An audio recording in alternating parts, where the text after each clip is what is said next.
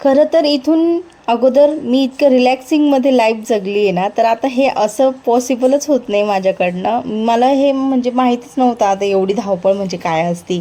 तर एनिवे आता काय करणार, आता जिम्मेदारी आली आहे आपल्या डोक्यावर, तर ती निभवायलाच हवी ना. तर सकाळी सकाळी ना फार धावपळ होत असते. आता राजनंदिनी उठलेली असते ना, तर मग असं वैताग होऊन जातो. इवन ती झोपलेली असते ना, तर मग रिलॅक्स असतं सगळं बनवण्यामध्ये. आता सकाळी धावपळ म्हणजे डब्बा द्यायची असते, तर आता जोपर्यंत हसबंड असतात आणि ती उठलेली असते, तर मग तोपर्यंत तिला ते खेळवतात.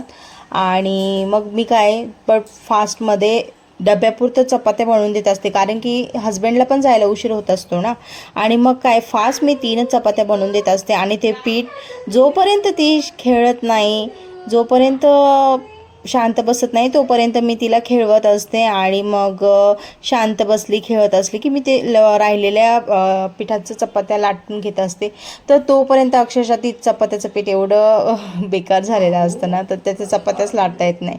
तरी पण थोडंसं रडली तर रडू देत असते आणि फास्टमध्ये चपात्या कशाबशा व्हायना करून घेत असते. आणि मग काय राहत नसली तर मग काय आता शेवटी तिला घेऊनच करावं लागतं. तर असं सगळ्याची पंचायत होते ना, तर काय सांगायचं. आता एकटी करत असल्यामुळे मलाच सगळी जिम्मेदारी पार पाडायला हवी असते.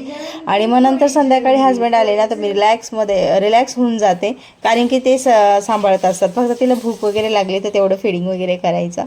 आणि मग काय अशी पंचायत होत असते. खरं तर याची सवय नसते, पण